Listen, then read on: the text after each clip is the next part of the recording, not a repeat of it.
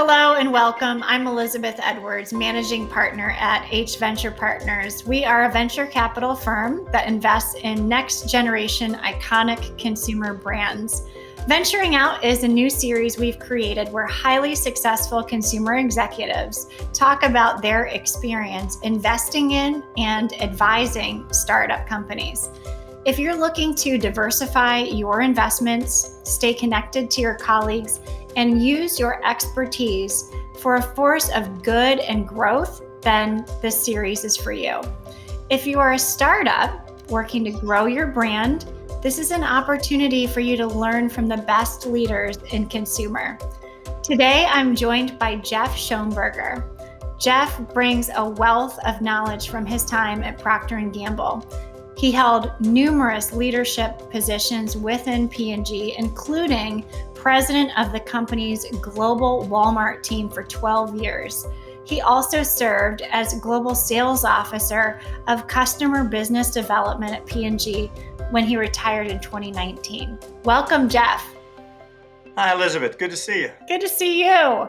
Well, I would love for you to share a little bit more about your background. You sat at the intersection of one of the biggest commercial relationships in the world, Procter and Gamble and Walmart. Tell us a little bit about that. Yeah, it was really fascinating. I was honestly, Elizabeth, just super lucky. Early in my career, I was tapped to move down to Northwest Arkansas, co-locate with Walmart. This was 1989, because Mr. Walton, Sam Walton, and our CEO at the time, had decided to try to change the business model to better serve consumers. And Sam Walton, his point of view was, I really think we can better serve the consumer by having our teams work with each other versus the old model, the adversarial against each other model. And P&G came to the belief that, I bet we can build P&G sales profit and market share faster by helping our customers build their sales market share and profits. And we would do this multifunctionally, working end to end, including on the supply chain, the financial transactions, as well as the commercial work, consumer research, marketing, in-store presence. So we moved a multifunctional team down there. I was the paper account executive at the time, maybe 26, 27 years old. So I got to be on the leading edge of creating a new business model between retailers and customers really built around aligning strategy, creating mutual demand, optimizing the supply, and enabling the organizations with new capabilities. So, now we kind of call that joint value creation in the industry. It was incredibly uncommon back then, but it turned out to be wildly profitable and beneficial to consumers and to the shareholders of both companies. And, it was great to be part of the initial of defining that model. And Elizabeth, there was kind of that time where I think P&G decided that, hey, Jeff did pretty good down there. Let's groom him the next 10 years to go back down there as president someday and run the overall business. So for the next 10 years, I did team leader assignments, some strategy assignments. Then I moved to Europe to help build that capability in Europe and eventually became the vice president of sales of Europe. And then in 2003, my European vacation was over and I was asked to come back, move to Northwest Arkansas, and take over as president of the global Walmart team. Jeff, what was that like in 2003? In 2003, I think our sales with Walmart were about $12 billion a year. They were about 18% of our worldwide business. We had about 200 people on the ground, another 200 around the world. So it was a really important and remains an enormously important commercial relationship. But those principles that guided us back in the day on joint value creation, finding the win-win, create new money, is still the essence of what we do. Incredible. I love how that's become the new business model to work together. I think that's just, that's phenomenal. I know that you really coach our companies to do that, to really look for that mutual success. So now you are on the board of Tyson. Tell us, how did you end up on a corporate board? Well, in Northwest Arkansas, and I was there, as you mentioned, for 12 years. Given the size and scale of P&G in a smaller market, we were, pretty well known around town, as well as other unbelievable entrepreneurs from the area and companies that are headquartered there, like, of course, Tyson Foods, Walmart, J.B. Hunt, the largest trucking company in the world, and the University of Arkansas. And right before I got there, there was a regional chamber of commerce that was established, with charter members being Walmart, Tyson, Procter and Gamble, University of Arkansas, and J.B. Hunt. So I was on a board, a chamber of commerce board with the CEOs of those companies, and got to know John Tyson pretty well. And then in about 2015, Tyson bought the Hillshire Brands Company, and they bought iconic brands like Jimmy Dean, Ballpark, Hillshire Farms. And that was a $6 billion consumer CPG business. And their broader strategy was to grow that business disproportionately and become the leading branded protein company, because those categories grow faster and are much more profitable than the fresh meats or the commodity meats business.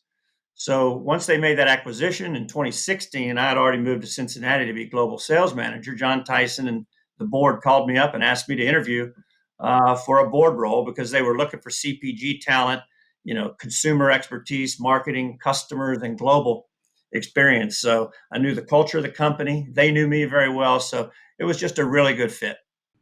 That's wonderful. I love that story. You never know what a volunteer board is going to return in the end, right? Just networking, being out in the community, being visible, making friends, just being active. Yeah, absolutely. Well, talk to us. I've always been curious about this. My experience is really 17 years with startups. Tell us about the difference of working on a large public corporate board versus advising smaller startup companies like, brands like Ceribelli. Sure. And they're different roles, but let me start, Elizabeth, with what's similar. And what's similar is, whether it's the Tyson Foods Company or Ceribelli or a small startup, what they really need is the experience and wisdom that I gained over 35 years at Procter and Gamble. So what they're looking for is, the experiences you have, and hopefully you can use those experiences to add value to what they're doing. On the Tyson board, it's very high level, policy type decisions. We work on things like CEO. That's probably the most important decision we make is who are we grooming, and how are we preparing, and how are we hiring, and who are we hiring for the next CEO. Strategy, where to play, how to win. Big part of my time is in that space with the team. And then risk. There's so much risk today, but in risk trends, and are we ready, to deal with what might come our way in stewardship. So higher level policy stuff, and we don't get involved with, operational plans or operational strategies. That's really the management team. Now with Ceribelli, for example, or other startups, they've got these amazing brands and products, and they're really looking for help on how do we best commercialize these, to get exponential growth. So these discussions tend to be a little more operational on how to, building the brand, which retailers might we want to enter first based on our shopper strategies, who we're trying to serve, and what retailers can help us get there. How do we best position the brand to be successful in that retailer? Or do we have the right demand creation? Are we speaking effectively through digital marketing to their shoppers? How do we do in-store coverage? What's our best route to market? Distributors, brokers, these kinds of things. So really, with Tyson, you're trying to steer a big ship to win faster and to compete faster today and to win tomorrow at a very senior level, very high level. And with Ceribelli and these others, we're really working on, how do we help you commercialize this business to get exponential growth? I love that. And, in both cases, you have a lot of strategy embedded there, but, the risk, so different. Yeah. Well, you are a P&G lifer, and I'd love to hear more about your time after P&G. Can you speak to retirement, whatever that word means these days, and the transition from career to retirement, and what advice you would give to others that are approaching that transition in life? Well, first, Elizabeth, I'm a big advocate for retirement.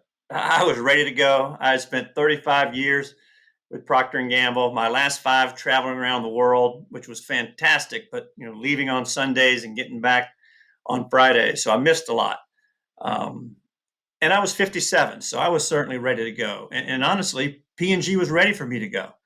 And I say that somewhat in jest, but as you well know, being from around here, P&G completely pivoted on our business model from more of a corporate matrixed organization to a very focused business unit, 6 business unit led organization, each with its own CEO. So my last couple of years at P&G, I was designing myself out of a role, to support the new business model we were putting in place. So my retirement was a real win-win. I was ready, and it was time for P&G as well.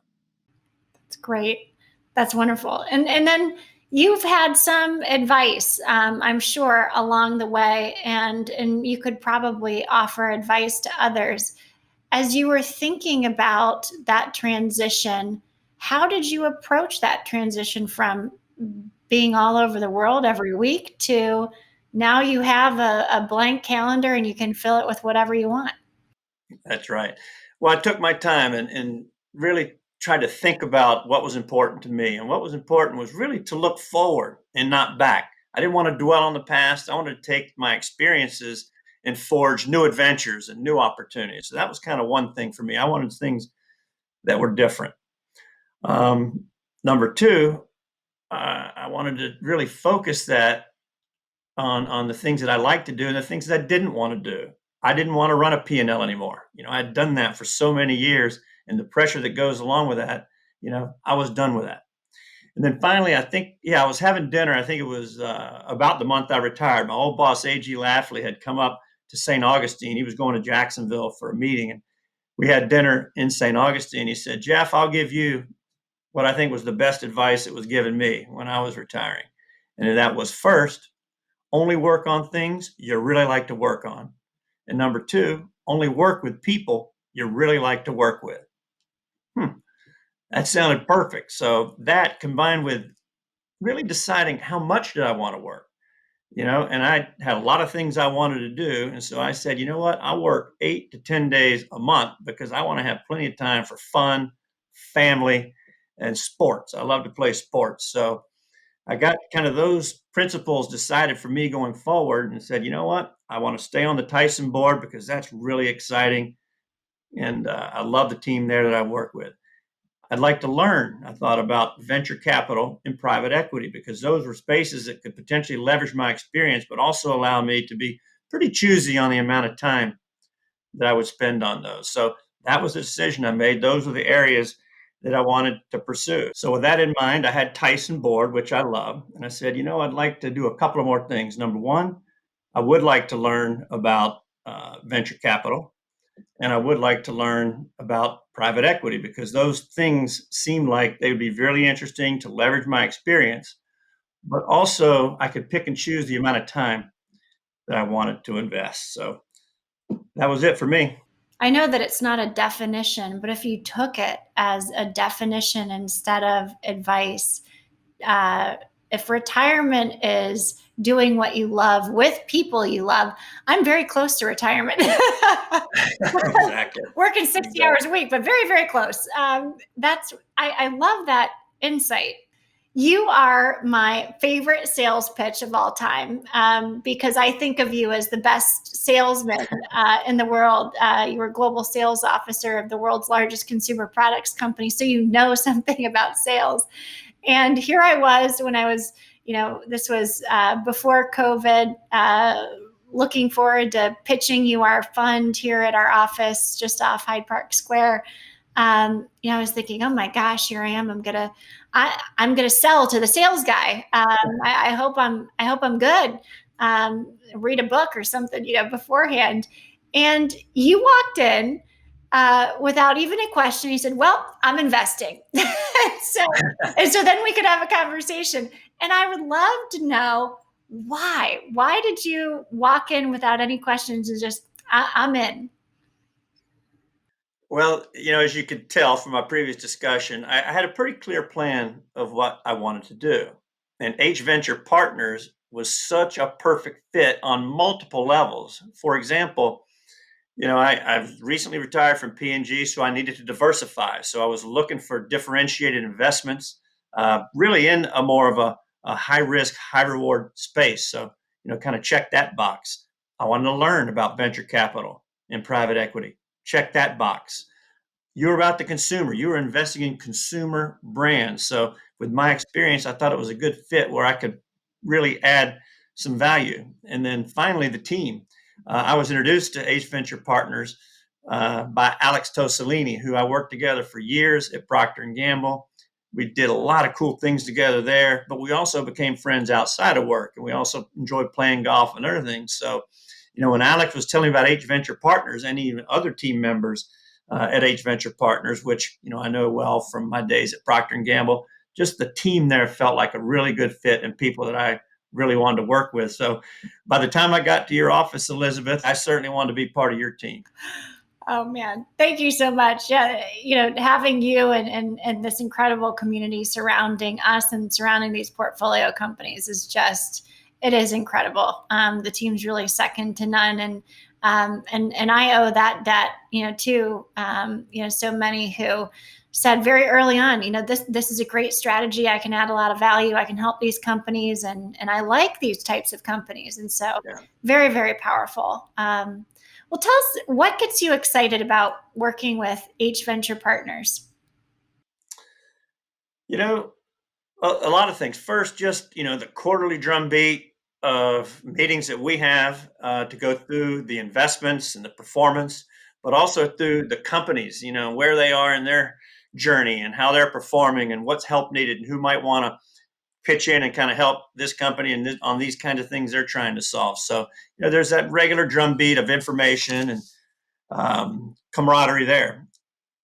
Secondly, the chance to work with these companies and specifically help these amazing entrepreneurs and founders and these small leadership teams, solve the problems that they're dealing with, trying to commercialize these brands, helping them think through a distribution strategy at a Target or a Walmart or a Whole Foods or an Amazon, helping them, think through their brand architecture, helping them think through their assortments and merchandising strategies and route to markets and in-store coverage and all these kind of things. So it's just so cool to meet with these ambitious, smart people who oftentimes, just don't have a lot of experience at commercializing brands.